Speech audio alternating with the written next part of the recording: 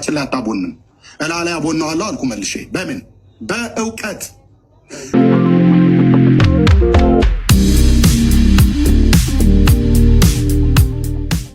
በቅዱስ ቁርባን የገደሉት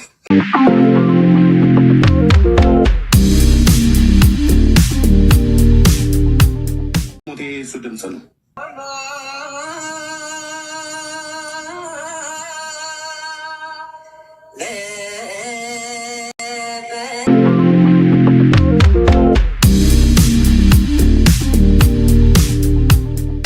በፍረቶ መልስ አለኝ። ስሜን ቀይሮ አንድ ወንድም አበበ ጉልላት ነው ብሎ የኔን ድምጽ ቅዳሴ ድምጽ ከዩቲዩብ ላይ ወስዶ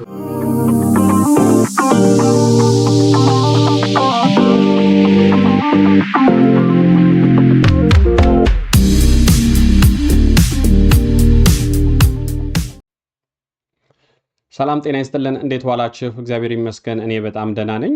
በሌላ ርዕሰ ጉዳይ ላይ ተመልሼ መጥቻለሁ።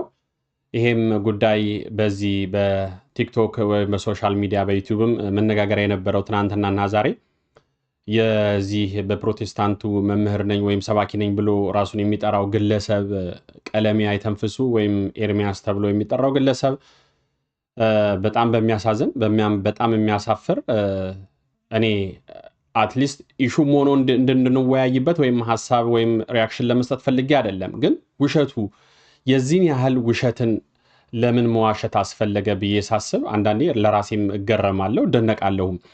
ምክንያቱም ሰው በውሸት እንዴት አማኞችን ያሳምናል?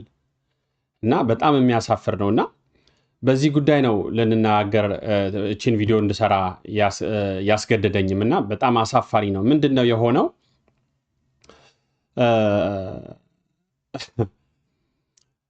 የሱ ጓደኛ የሆነ ኢትዮጵያ ውስጥ ከስንት ዓመት በፊት ይሄ ግለሰብ ቪዲዮ ሰርቶ ነበረ። ምን የሚል ቪዲዮ ሰርቶ ይሄ ጓደኛዬ ነው፣ አብሮ አደጌ ነበረ፣ ዲያቆን ነበረ፣ አበበ ጉልላት የተባለ አንድ ሰፈር አንድ ላይ ያደግን አንድ ላይ የቀደስን እና አንድ ላይ ድቁናን የተቀበልን ጓደኛ አብሮ አደጌ ነውና እሱ ሞተ።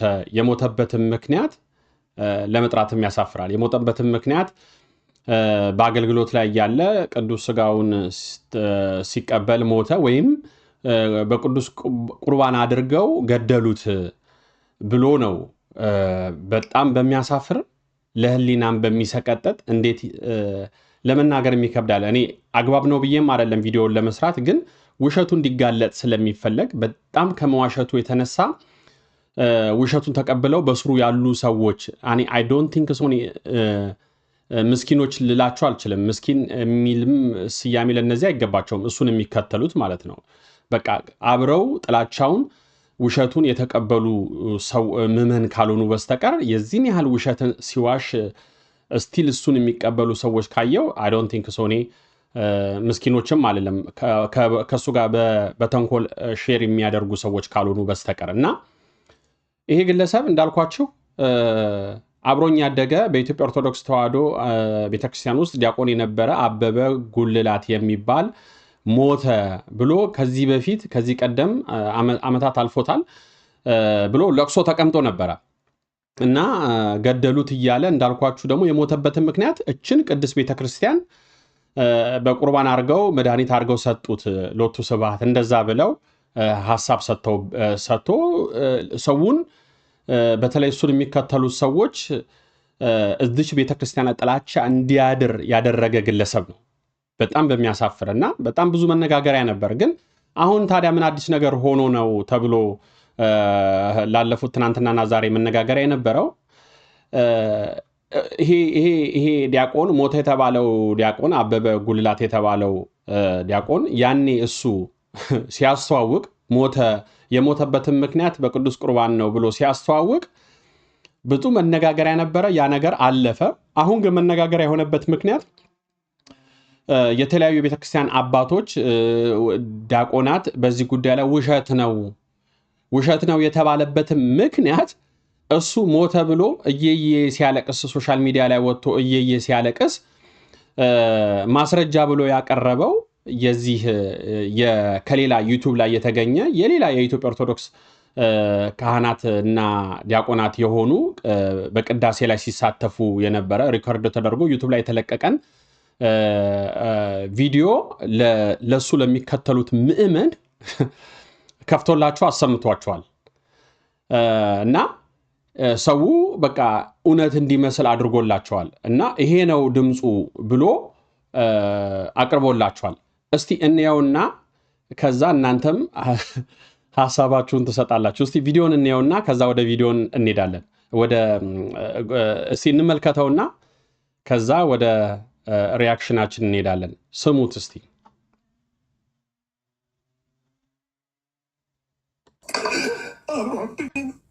አብሮ አደጌ ነው።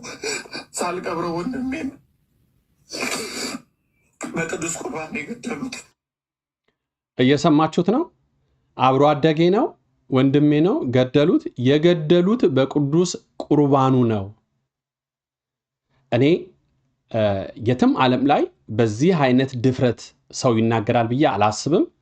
እንዳልኳችሁ ምን ያህል የቤተክርስቲያኗ ጥላቻ እንዳለው ቁልጭ አድርጎ የሚያሳይ ነው። እኔ የትኛውን ፕሮቴስታንት እምነት እንደዚህ አይነት ድፍረት ይናገራል ብዬ አላስብም። ለምን?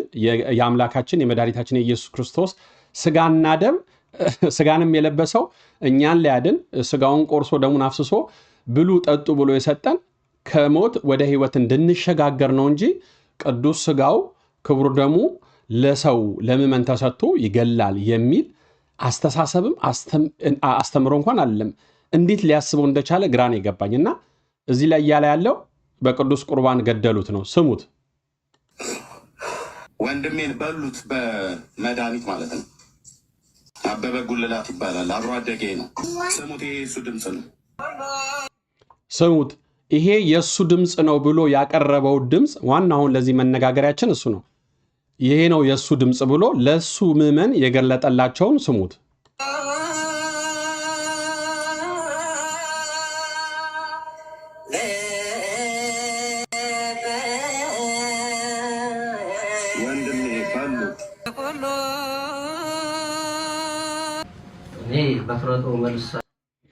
ይኸውላችሁ በሉት ብሎ የዛሬ ስንት ዓመት ይሄ ዲያቆን ገደሉት በቁርባን ገደሉት ብሎ የተናገረው ያቀረበው ማስረጃ የኚህን አሁን የማሰማችሁን የኚህን የዛኔ ዲያቆን የነበሩ አሁን ቀሲስ የሆኑ የእሳቸውን ድምፅ ከዩቱብ ላይ ወስዶ ነው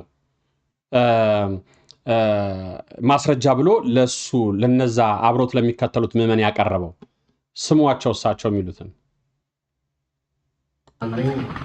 ስሜን ቀይሮ አንድ ወንድም አበበ ጉልላት ነው ብሎ የኔን ድምፅ ቅዳሴ ድምፅ ከዩቲዩብ ላይ ወስዶ ለቆ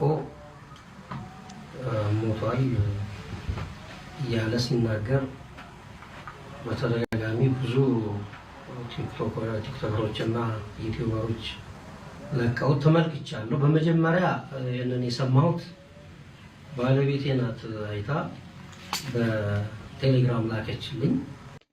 እኔ እዚህ ላይ ብዙ መቆየት አልፈልግም። ምክንያቱም እንግዲህ እንዳያችሁት እሳቸው ናቸው፣ ቪዲዮን እንደሰማችሁት እሳቸው ናቸው። እኚህን የምታዩቸው ናቸው። የእሳቸው ድምፅ ነው ሪከርድ የተደረገው። በጣም የሚያሳፍር በጣም የሚያሳዝን ለምዕመናኑ ለሱ ለሚከተሉት ሰዎች ይሄንን ቪዲዮ ይሄንን ድምፅ የሞተው የአበበ ጉልላት ነው ብሎ ሲያቀርብ እኔ ምን አይነት ሕሊና እንደሆነ ለራሴ በጣም ነው የገረመኝ። እና አሁን በጣም መነጋገሪያ የሆነው ይሄንን ውሸት ይሄ ክህደት የተጋለጠበት እንዳልኳችሁ ትናንትና ወንድም ደምረው የዚህን የአበበ ጉልላት የሚባለውን ዲያቆን ሞቷል፣ ነፍሱን ይማር እንደተባለው እሱ ይሄ ቀለሜ እንዳለው አይደለም፣ መሞት ሞቷል። የሞተበት ምክንያት ግን ሎቱ ስብሐት በቅዱስ ቁርባኑ ነው የሞተው የሚለው ግን ውሸት እንደሆነ የራሱ የአበበ ጉልላት የዲያቆን አበበ ጉልላት ወንድም ወጥተው የሞተው በቅዱስ ቁርባን አይደለም፣ ወንድማችንን በዚህን ያህል ደረጃ ለምን ነፍሱ እንድታርፍ አላስደረጋችሁም ብለው በለቅሶ ነው። እኔ እሱን ቪዲዮ ማሳየት ስላልፈለኩ ነው። በለቅሶ ነው አይታችሁታል እናንተም ዩቲዩብ ላይ የገለጡት።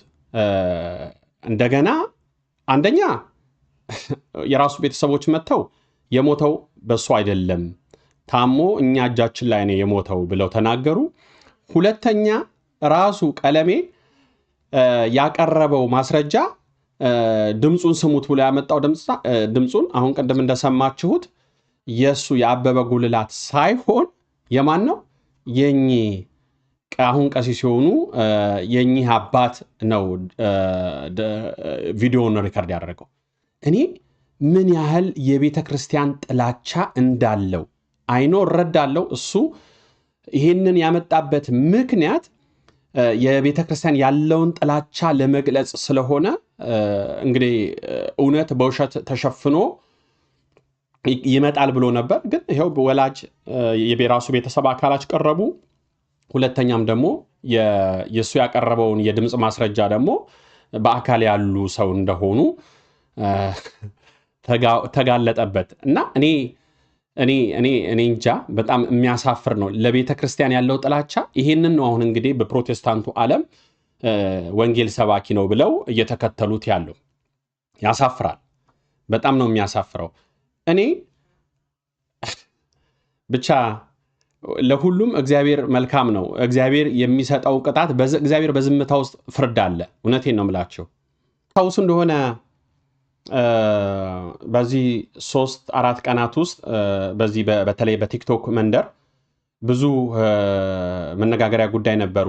እሱም ይሄ ቀለሜ የሚባለው ወይም ኤርሚያስ የሚባለው የጴንጤቆስታ አማኝ ብዙ ጊዜ ከሰማችሁት በኢትዮጵያ ኦርቶዶክስ ተዋሕዶ እምነት ውስጥ ዲያቆን ነበርኩኝ ብሎ ነው እንደ ግለሰብ እየተናገረ የነበረው። ከዛ ወጥቼ አሁን ፕሮቴስታንት ሆኛለሁ ብሎ ልክ በራሱ ውሳኔ የፕሮቴስታንትን ወክሎ ፐብሊክ ፊገር ሆኖ በቃ የፕሮቴስታንት ፊገር ሆኖ በዚህ በሶሻል ሚዲያ ላይ ላለፉት 3-4 ዓመት ላይ ወጥቷል እና ካያችሁት በቤተክርስቲያን ውስጥ አድግ ያለው ብሎ ስላሰበ እሱ እንደሚያውቅ አድርጎ ራሱን ቢገልጥም እንደማያውቅ ከንግግሩ ታውቁታላችሁ። ነገር ግን ከዚህ ከኢትዮጵያ ኦርቶዶክስ ተዋሕዶ እምነት ከወጣ በኋላ ግን ስራው ኑሮውን የሚገፋበትን መንገድ በሙሉ ያደረገው በዚች በቤተ ክርስቲያኗ ላይ አፉን በማላቀቅ ቤተክርስቲያኗ ያልሆነችውን እንደሆነች አድርጎ በማድረግ የቤተክርስቲያኗ የማታስተምረውን ታስተምራለች ብሎ በመናገር ነው የሚታወቀው ይሄ ግለሰብ። በዛም ምክንያት በጣም ብዙ የሚያፈራቸው ሌላ በዚህ ለኢትዮጵያ ኦርቶዶክስ ተዋሕዶ እምነት ጥላቻ ያላቸው መናፍቃን ይከተሉታል። ምንም ግልጽ ነው። እኔ እሱ ላይ ምንም ዳውት የለኝም። ይከተሉትም መብታቸው ነው። አንድ ሰው ሰይጣንንም ማምለክ ይችላል። ግን እንደ አንድ ንጹህ ሕሊና ያለው ማገናዘብ የሚችል ሰው ግን እሱ በሚናገረው ነገር ተው ትክክል አይደለም፣ ቤተክርስቲያን እንደዚህ አታስተምርም የሚለው ሰው የለም። ሁሉም እሳይ ብለው ነው የሚደግፉት። ሚዲያው ላይ ሲወጣ ካያችሁት ሲናገር አንዳችም ይሄው እንደው 100% አልላችሁም እንደው ከ90% በላይ እሱ ወጥቶ በሚዲያውም ሆነ በራሱ ሚዲያ የሚሆነ ቲክቶክ ላይ ወጥቶ ከሰማችሁት አንድም ራሱን የቻለ የራሱን አስተምሮ ሲያስተምር አታዩትም። አብዛኛው ንግግሩ ስለምንድን ነው? ስለ ኦርቶዶክስ እምነትና ስርዓት፣ ስለ ኦርቶዶክስ አስተምሮ፣ ስለ ቤተክርስቲያኗ፣ ስለ ታሪኳ እያነሳ በቃ የውሸት ማዕት ደርድሮ ነው ሲገልጽ የምሰሙት። ይሄ ግለሰብ እኔ ሌላ ምንም አላችሁ አልለውም፣ ግን እንደው ቪዲዮን አይተን እንመለስና በተለይ እኔ አሁን እንድትረዱልኝ የፈለኩት እስቲ ቪዲዮን አይተን እንመለስ። የተሻለው እሱ ነው።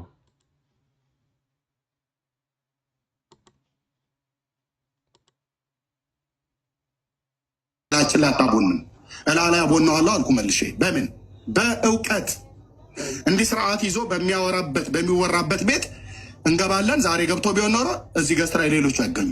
እኔና ደሜ ሲሶ ቤቱን ይመራል ማለት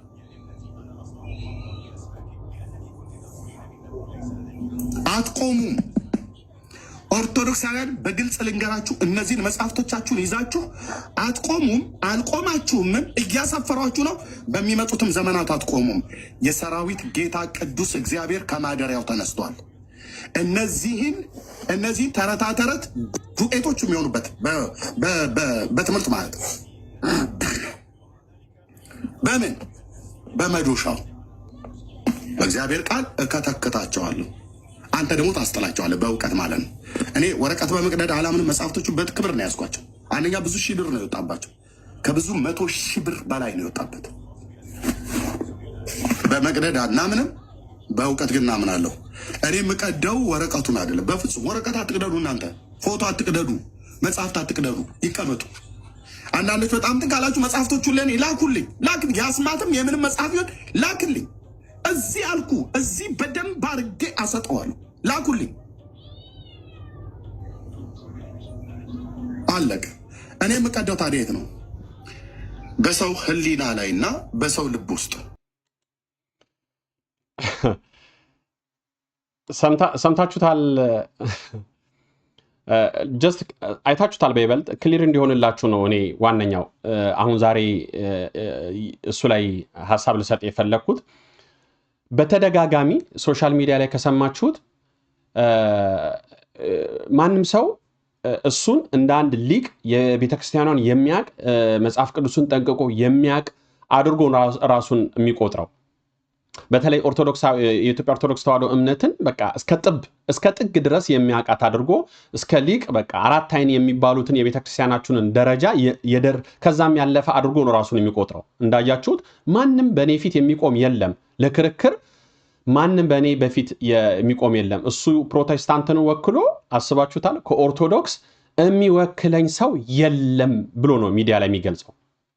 ሪሊ አሁን ይሄንን እንኳን ሲናገር እኔ እንደ ከብት የሚነዱ ከሱ ጋር ያሉ ሰዎች ካልሆኑ በስተቀር እንደ ከብት ነው በቃ የሚመራውን ተከትሎ ሊሄድ የሚችለው እንጂ እችን ቅድስት ቤተክርስቲያን ላለፉት 2000 ክርስቶስ ሞቶ ለስክ ተወልዶ ሞቶ ካረገ በኋላ በሐዋርያት የተመሰረተችው እቺ አንዲት ቅድስት ቤተክርስቲያን ላይ ጠብቃ እስካሁን ድረስ የሐዋርያትን ትምህርት ጠብቃ ያለች ቤተክርስቲያን እኔ ፊት የሚቆም የለም ብሎ ሲናገር ትንሽ እንደው እኔ እውነቴ ነው ትንሽ የሚከብደው እንኳን ምእመን አይኖርም ከነሱ ወገን ነው የምላችሁ። ለሱ መልስ ሊሰጠው አይገባንም በጭራሽ በምን ምክንያት? ምክንያቱም አንድ ሰው እንደዚህ ነኝ ብሎ ከተናገረ ሊናገር የሚችለው አንድ ነገር ነው። ምክንያቱም የሚያውቀውን እሱ ጋር ያለውን ነገር ነው ሊናገር። በቃ የእውቀቱ ሌቭል ይሄ አሁን የተናገረው ነው እንጂ አንድ ሰው በእውቀት የተሞላ ሰው ከሆነ ሁሉን የሚያውቀው ሲጀመር የሰው ልጅ ሁሉንም የሚያውቅ አይደለም።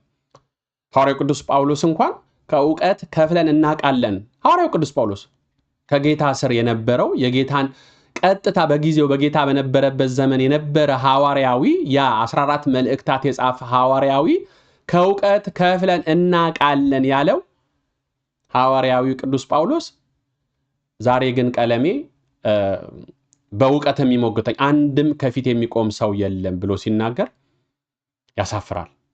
ኦፍኮርስ ከኦርቶዶክስ ማንም ለሱ መልስ የሚሰጠው አይጠበቅም። ምክንያቱም ምን የሚቆም የለም ካለ አንድ ሰው በቃ የመጨረሻው ደረጃ ተራ ምእመን፣ ተራ አይባልም ሰው ልጅ እንደው ተራ ማለት ተራውን የሚገልጸው ማለት ምን ማለት ነው? በቃ የራሱን ኦርቶዶክስን አንብቦ የሚያቅ መጽሐፍ ቅዱስን አንብቦ የሚያቅ ሰው እንኳን ለዚህ ሰው በቂው ነው ከንግግሩ።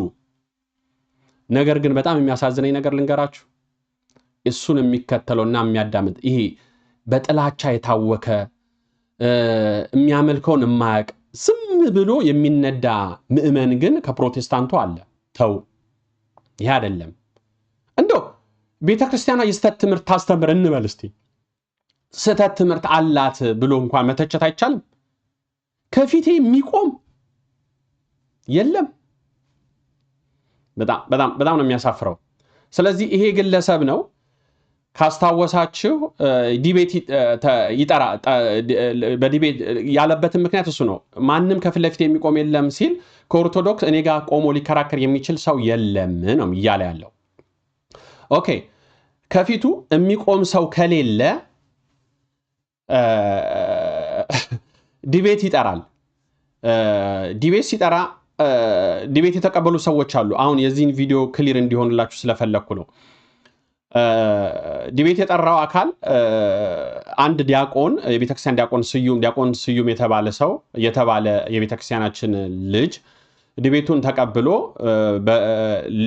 በእመቤታችን ጉዳይ ላይ ዲቤት ሊያደርጉ ተፈልጎ ያ ዲያቆን ግን የኢትዮጵያ ኦርቶዶክስ ተዋሕዶ አማኝ የሆነ ዲያቆን ግን ብዙም እንደሰማችሁት ብዙ እዚህ ሶሻል ሚዲያ ላይ ያለውን ሴራ ተንኮል አያውቅም።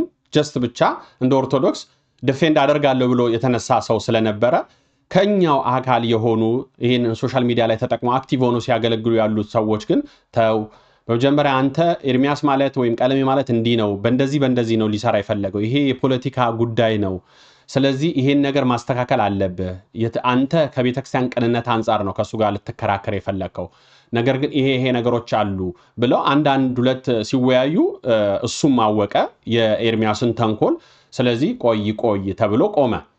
ሁለተኛው ደግሞ ከፕሮቴስታንት የመጣ ወንድማችን ደምረው እሱም ከዚሁ ከቀለሜ ጋር ዲቤት ለመግባት ተነጋግረው ነበር። ነገር ግን ልክ ተመሳሳይ እንደዚሁ ተዘጋጅ፣ ምክንያቱም ዲቤት ሲገባ እሱም የሚፈልጋቸው ሰው ቀለሜ የሚፈልገው ሰው በሱ አይምሮ ከሌን አሸንፈዋለሁ የማሸነፍ ጉዳይ ነው እንጂ የእምነትም ጉዳይ አይደለም። አሸንፈዋለሁ የሚል ሐሳብ ሆኖ ይዞ ስለሚመጣ ያመነውን ሰው የዛን ሰው ማንነት አውቆ ነው መጥቶ ከዛ ሰው ጋር ዲቤት የሚፈልገው እንጂ የቤተ ክርስቲያኗን ዕውቀት ያለው ሰው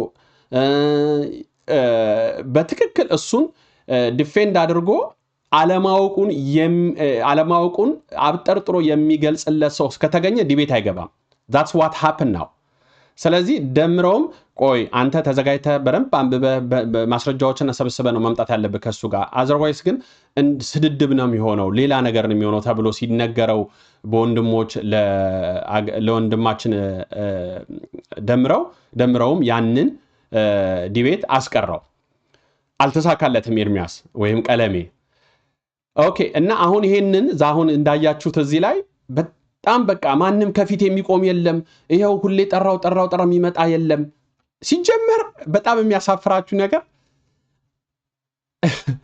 እኛና ፕሮቴስታንት የምንለይበት መንገድ አሁን እሱ መጥራት የሚፈልገው በቅዱስ ታቦት በአዲስ ኪዳን አለ፣ በአዲስ ኪዳን አለ። በብሉይ ኪዳን የነበረ ክርክሩ እሱ ነው። ስለ ታቦት የኦሪት ታቦት በኢትዮጵያ መጥቷል፣ አክሱም አለ የለም፣ መቼ መጣ የሚል ነው የሚፈልገው እሱ። ቅዱስ መስቀል በጊሸን አለ የለም ነው ክርክሩ።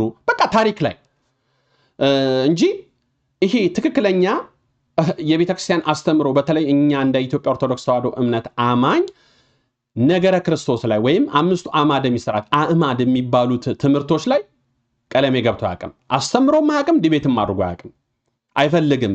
የዛን ያህልም እውቀት የለም። ሲያጭበረብር የነበረ ነው። በኢትዮጵያ ኦርቶዶክስም እምነት ውስጥ ሲኖር ቁጭሎ በየዘኬ ቤቱ ሲያጭበረብር የነበረ ሰው ስለነበረ አሁንም ደግሞ ፕሮቴስታንትም ሆኖ ሲሄድ በዛ አይነት እውቀት ያቀዋላ ቤተክርስቲያኗ ላይ ያለውን እምቅ እውቀት ያቀዋል። ስለዚህ በዛ ላይ ዲቤት ማድረግ አይፈልግም። ስለዚህ ታሪክ ላይ ነው ገብቶ አልገባም፣ ገድላት ላይ ነው ተአምራት ላይ ነው መግባት የሚፈልገው።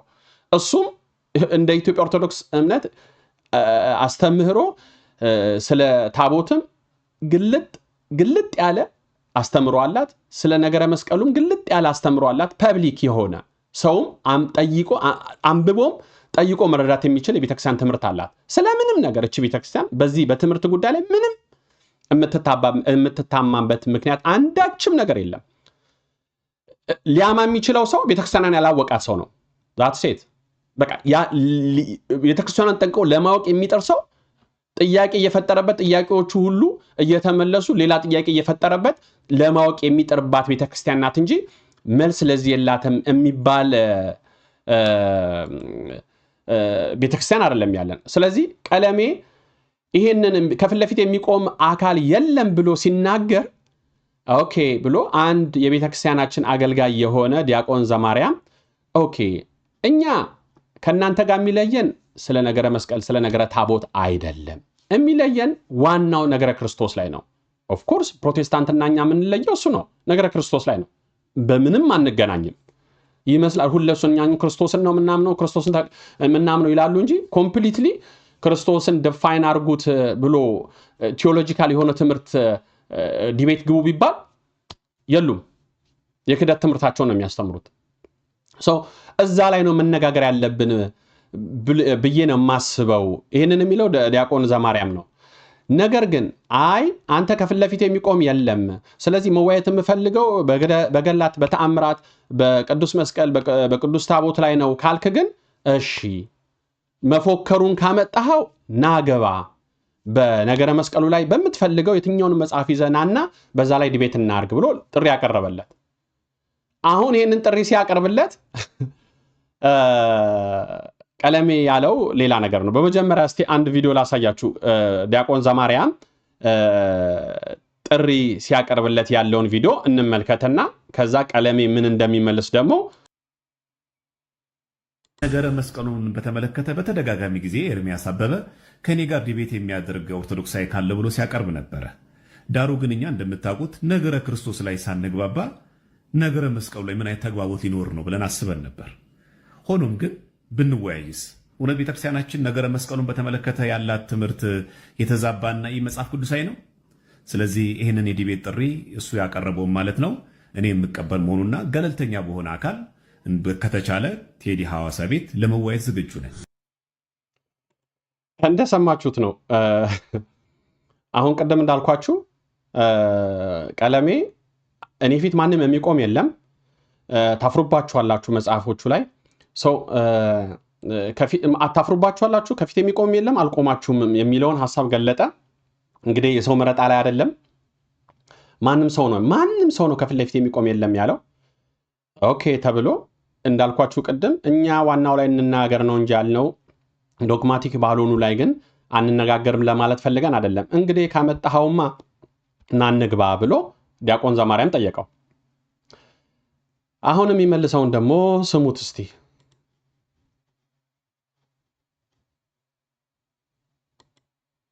ለዲያቆን ስዩም ነው ነው ኦኬ ለቀሲስ ዲበኩሉ እህትየው አውቃለች። እሺ እታች ያላችሁ ለማን ነበረ? ለኦርቶዶክስ አገልጋይ ለማን ነበረ ጥሪ ያቀረብኩት? ለቀሲስ ዲበኩሉ። ታንኪዩ። ሰምታችኋል? ጥሪው ከዲያቆን ዘማርያም ጥሪው ሲቀርብለት እና ሶሻል ሚዲያ ላይ ሲወጣና ግባ በምትፈልገው ርዕስ የትኛውን መጽሐፍ ይዘና ተብሎ ሲነገር ቤቱን ከፈተና እኔ ያቀረብኩት ለማን ነው? አይ እኔ ከሱ ጋር ደግሞ ያሉ አሉ ግራና ቀኙን ማገናዘብ የማይችሉ ምእመን ለማን ነው ጥሪውን ያቀረብኩት ብሎ ወደ ሰው መረጣ ሲሄድ ለቀሲስ ዲበኩሉ በጣም ነው የሚያሳፍረው። ከፊቴ አንድ ሰው የሚቆም የለም ያለው ግለሰብ ከዛ በኋላ መጀመሪያ የጠየቅኩት ቀሲስ ዲበኩሉን ነው። ቀሲስ ዲበኩሉን ጠይቀ አንደኛ እሳቸው ከዲያቆን ዘማርያም ቢበልጡ ነው እንጂ የሚያንሱ አይደሉም። እሳቸው የሚገቡበት አንተ ጋር ሌቨላቸውም አይደለም፣ በክህነትም አይገናኙ። ላንተ ለምትናገረው ከአንደበት ለሚወጣ አጸያፊ ንግግርም የሚመጥኑ አይደለም። እንደኛ እንደ ኦርቶዶክስ አማኝ ካህን ናቸው። ይፍቱኝ ይባርኩን ብለን የምንሳለማቸው ሰዎች ናቸው እንጂ ከአንተ አይነቱ ግለሰብ ጋር የሚነጋገሩም አይደሉም።